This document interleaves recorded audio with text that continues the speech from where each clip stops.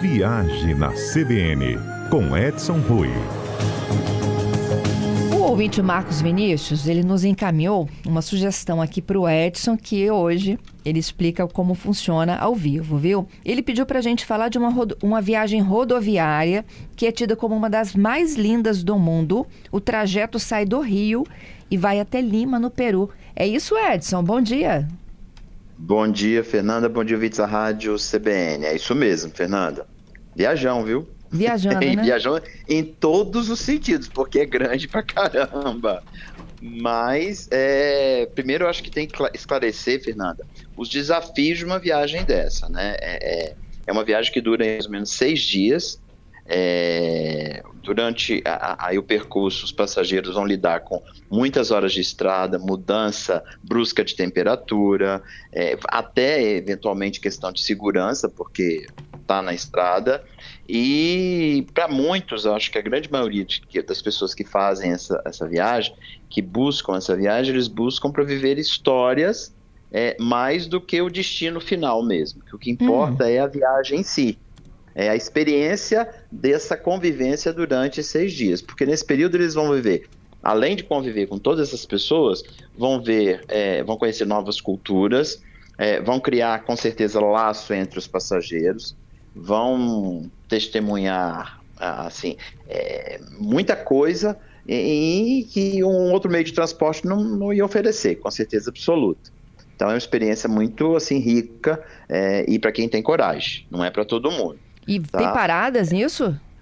Tem parada, Fernanda. Essa viagem ela passa basicamente ela sai do Rio de Janeiro, passa aí por alguns estados, passa pelo Pantanal brasileiro, depois entra lá em direção ao Peru e vai cair já lá em Lima. Tem parada sim, Fernanda. Mas antes eu queria passar para vocês, para os nossos ouvintes, uma curiosidade. Antes dessa viagem, porque hoje essa é a viagem com o maior trajeto no mundo em operação. Rodoviário. Rodoviário. Antes, Fernanda, tinha uma de Londres até Calcutá, na Índia. Eram 50 dias de viagem, tá? Era um percurso que passava pela Bélgica, Alemanha Ocidental, Áustria, Iugoslávia, enfim.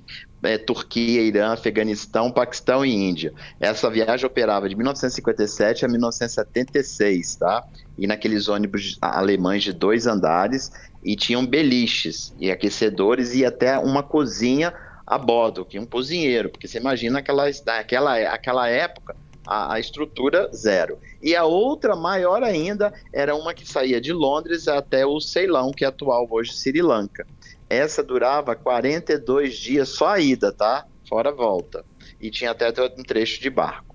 Mas vamos voltar aqui para a nossa realidade, para a nossa viagem aí do Rio até Lima. Fernando, olha, os trajetos, eles começam sempre às quintas-feiras, o primeiro trajeto aí dura 430 quilômetros, saindo do Rio de Janeiro, vai para São Paulo, depois ele vai entrar aí pelo Mato Grosso do Sul e passa aí pela região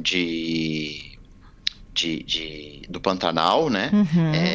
Depois ele entra no Mato Grosso, ele segue para Rondônia, aí nós já estamos falando de Cacoal, vai a Porto Velho, tem uma parada aí lá importante no Acre, depois ele vai fazer Rio Branco, depois ele segue para o Peru, via aquela cidade Assis Brasil, e aí ele vai atravessar a fronteira do Brasil com o Peru, depois ele vai para Porto Maldonado, já no Peru, Cusco, nos altiplanos, e vai chegar depois a Lima, vai passando aí por Abancay, no Peru, Nazca, pelas famosas aí linhas de Nazca, a gente já ouviu falar, Ica, e vai chegar em Lima.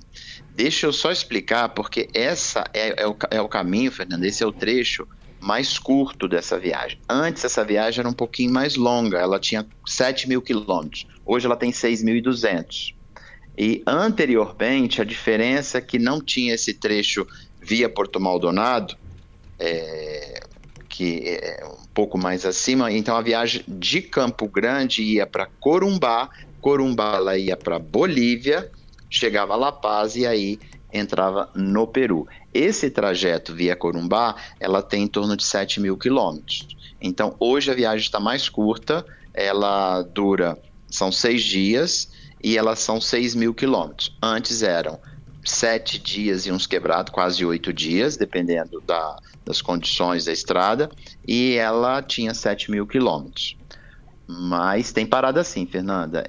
Cada trecho desse aí, normalmente, assim, o primeiro trecho são 6 horas de viagem, depois a gente tem trechos aí que vão ter 9 horas de viagem, 5, 4, e sempre a troca de tripulação, tá, Fernanda? A companhia que opera isso é a companhia chamada Transacreana, e ela tem pontos estratégicos para troca de tripulação nessa viagem, porque na verdade é um tour, né? Vamos pensar assim, que é um tour, só que você não para ficar em hotel, é dentro do ônibus durante 6 dias, convivendo com os outros passageiros. Detalhe, Aqui, onde você toma banho?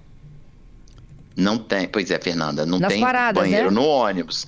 Você vai tomar banho nas paradas, eles fazem paradas estratégicas para banho e refeições. Então eles têm as paradas obrigatórias, né, que normalmente eles fazem a cada 4 horas de viagem, para aqueles pit stops, e eles param para o café da manhã, almoço e jantar. E aí sim, uma vez por dia, eles param para o banho. Na verdade, Fernando, tem que ter realmente bastante coragem, mas assim, as pessoas normalmente, quando chegam ao destino, chegam com uma família.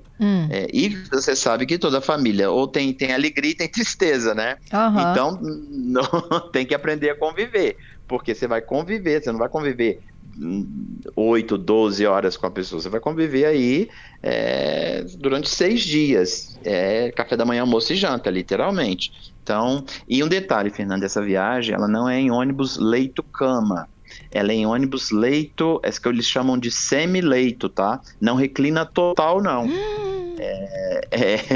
Então, tem mais um detalhe aí no quesito viagem. Segundo a companhia, eles compraram agora o tal famoso leito total, que eles estão pretendendo implantar, mas não foi implantado em todos os trechos da rota ainda não.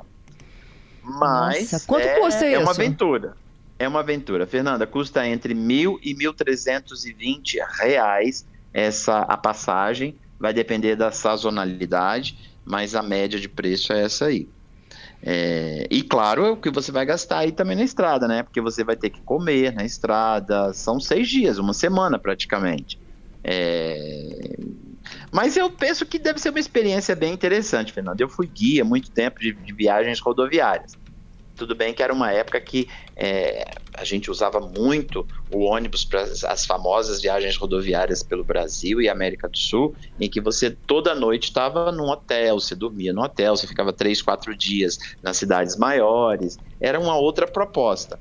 Mas a gente com certeza estava dentro de um ônibus. E nós tínhamos uma viagem rodoviária, eu lembro, eu fiz algumas vezes, que era do Atlântico ao Pacífico, que saía de Vitória e voltava a Vitória e ia até o Chile e voltava rodoviário, por toda a América do Sul. Durava 31 dias. E, olha, foram algumas vezes que eu levei grupos nessas viagens, mas era uma outra proposta. Você, por exemplo, em todas as cidades não tinha viagem à noite, as viagens eram todas durante o dia. Então, tinha cidades maiores, dormiam assim, que não tinham tanta importância turística uma noite, mas nas cidades maiores com importância turística, você dormia no mínimo 3 noites, como Buenos Aires, Santiago, 2 em Montevidéu, uma em Assunção, aí passava pela Foz do Iguaçu, enfim, era uma radiografia completa da América do Sul. Mas essa é uma viagem que você não tem parada, você vai direto, mas não tem jeito, você vai conviver com as pessoas que estão ali a bordo durante esses 6 dias. Tem que ter muita vontade mesmo, mas é uma experiência bem interessante, mesmo porque, Fernanda, você vai estar horas em clima quente, imagina Mato Grosso, quanto que faz de temperatura, 36, 37, 38 graus, e você vai chegar nos altiplanos a estar -4, -3, -2, dependendo da época do ano. Então, assim, você pega grandes diferenças de temperatura, chuva, seca, vai passar por deserto, vai passar por salinas incríveis e vai cruzar os Andes, que é bem interessante. O Hélio tá até brincando aí. Quem vai encarar, né? Uma aventura como essa. Eu gosto muito de viagens, né? Não rodoviárias, mas quando você pega um carro e aí você monta a sua estratégia de parada, né? Sim. E aí você fala, por exemplo, vou conhecer o proposta. Nordeste. Aí você vai parando nos estados, nas cidades que você tem curiosidade. E aí você monta de acordo com a sua própria percepção, né? Tipo, não dá pra viajar de noite, viajar só de dia. Ou então eu prefiro viajar à noite e conhecer a cidade de dia. Enfim, cada um com a sua estratégia. Agora, pegar um ônibus e encarar 6 dias... Fernanda, é igual hoje, existe ainda as famosas viagens rodoviárias com os tours organizados. É bem menor em quantidade, mas existe. Então você sai com um guia, você vai parando, é igual a mesma estratégia que você vai adotando de carro. Só que aí é um tour organizado, com guia, com hotel, com passeios, visitas, você vai conhecendo de uma outra forma. Mas aqui não, aqui nós estamos falando de uma viagem que não é uma excursão, né? É uma viagem rodoviária, de fato, em que você vai estar percorrendo toda a América do Sul, praticamente, quer dizer, toda não, perdão, uma grande quantidade da América do Sul. Ela percorre aí, você pega o Rio de Janeiro, ela passa por Minas Gerais, Goiás, Mato Grosso do Sul, Mato Grosso e Rondônia, e ainda vai chegar entrando aí pelo Peru. E é um viajão, viu, Fernando? Edson, te agradeço, viu, por atender aí ao pedido do nosso ouvinte e falar sobre a viagem rodoviária mais longa, né, em atividade no mundo hoje, sai do Rio e vai até o Peru. Pois é, depois a segunda maior, Fernando, é uma que sai de Guadalajara, no México, e vai até Chicago, nos Estados Unidos, que é outra também grande, né? E atualmente nem sei como é que deve estar, porque Trump está enfesado lá, não quer saber de ninguém lá. Eu não sei como é que deve estar sendo essa viagem, não, para cruzar a fronteira rodoviária dos Estados Unidos. Hoje o dólar está despencando, né, por conta do tarifaço, né? Pois é.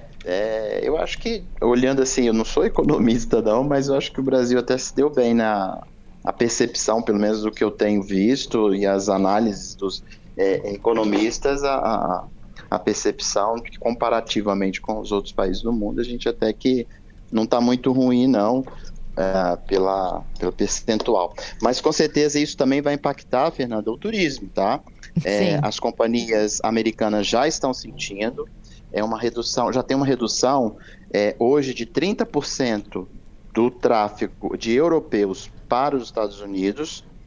E as empresas... Eu estou, inclusive, na França, numa feira de turismo. Acabei de sair de uma feira de turismo e vim para a região de Courchevel, bem numa extensão da feira, que fala sobre... A gente vai vendo turismo de neve.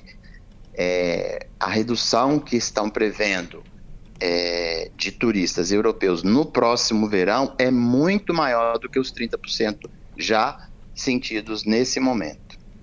Tá vendo? Consequência, né? Tem consequência. É isso. Obrigada, Edson. Até quinta que vem, hein? Até quinta.